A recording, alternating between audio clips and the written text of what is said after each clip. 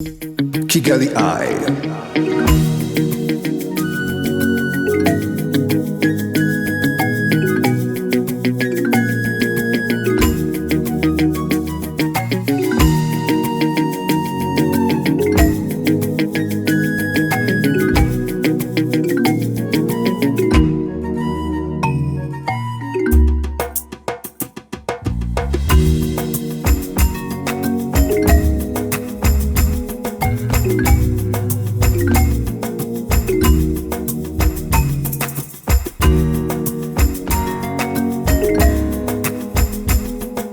Beautiful landscapes, beautiful country. Last night driving in, the big mountain that we saw was covered with mist. And in fact, we got out of the car a couple of times to shoot landscape photos. And the people have just been very, very friendly to us. Well, have you ever heard about Rwanda before you come? Yes. And as you had some news, some information about Rwanda, how can you link with the reality after reaching to Rwanda? I see. How can I compare what I learned about Rwanda before to what I'm seeing now? Oh my gosh, very, very different. Of course, all the tragedy that took place, I'm seeing something very different from that. And I'm hearing stories. Even our guide is a survivor, and he was telling us just heart-wrenching stories of how he survived. And yet I'm hearing the story from our guide while I'm looking out at the beautiful landscape. And so it's difficult to hear both, but now I get to see what Rwanda has become. Well, Tour of Kigali. Tour of Kigali is one-of-a-kind experience, from amazing food to art galleries, views of the rolling hills that make up the capital. Kigali has increasingly staked a claim to a proud place among Rwanda's top destinations. From a small neighborhood near the central business district, it has grown into a major metropolis. From a small neighborhood near the central business district, it has grown into a major metropolis, which nearly 1.5 million people call home. One particular place you don't want to miss is Choose Kigali, a major creative place. One of the particular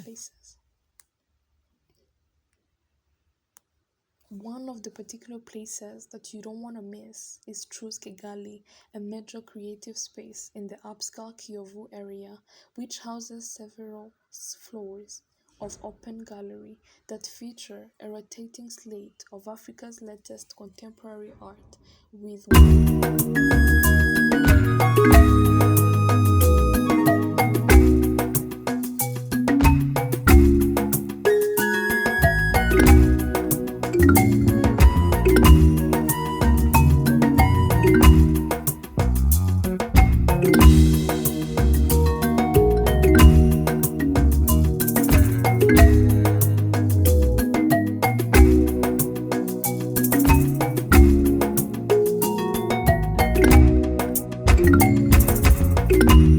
Kigali Eye.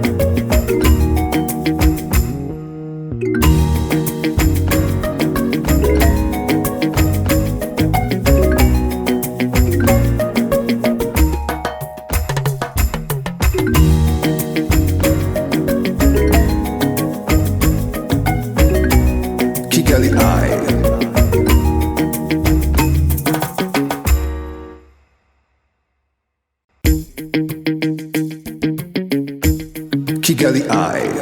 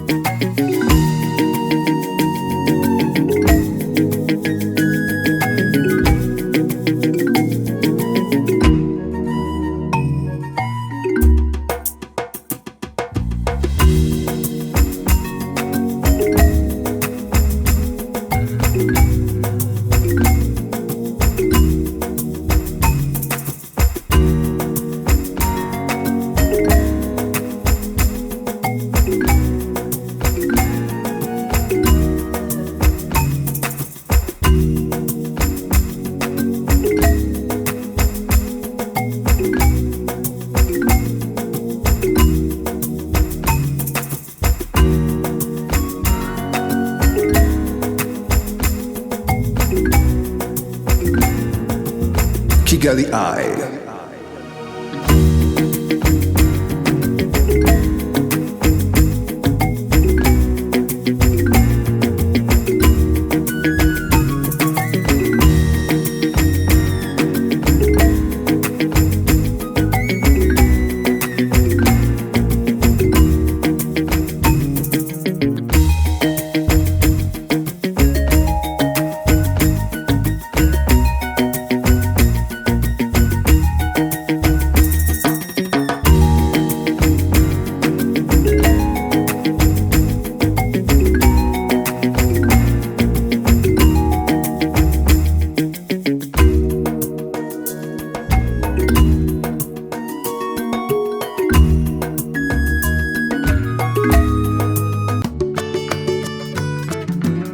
Kigali Eye.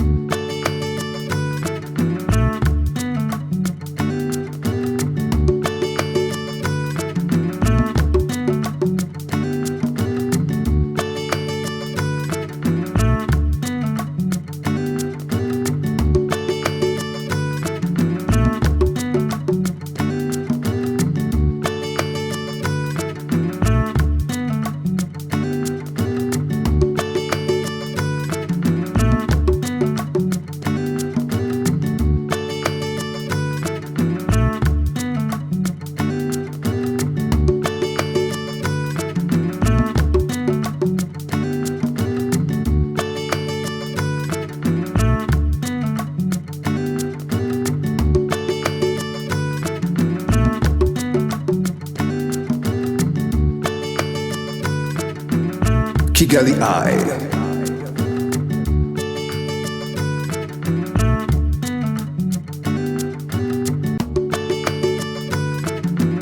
Kigali Eye.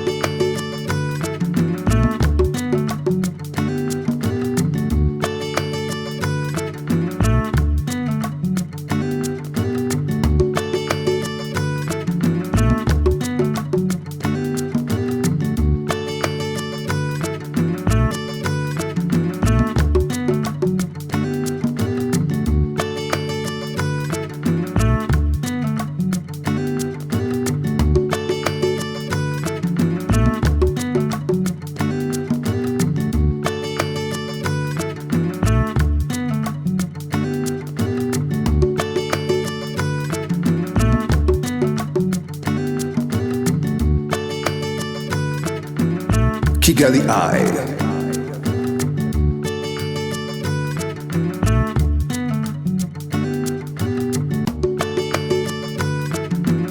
Kigali Eye.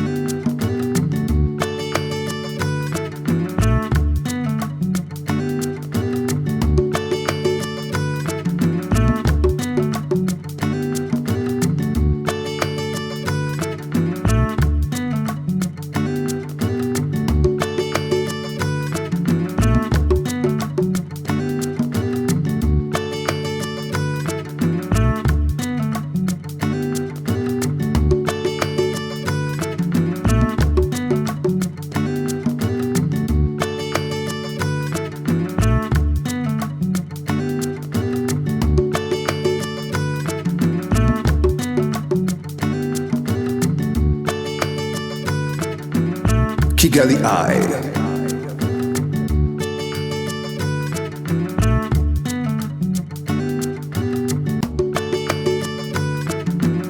Kigali Eye.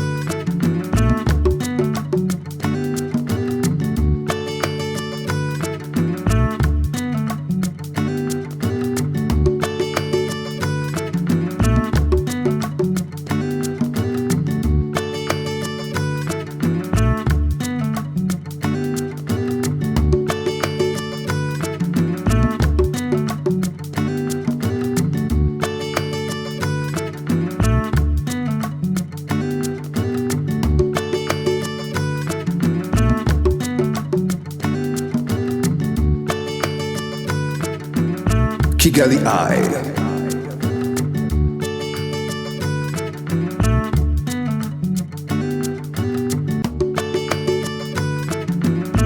Kigali Eye.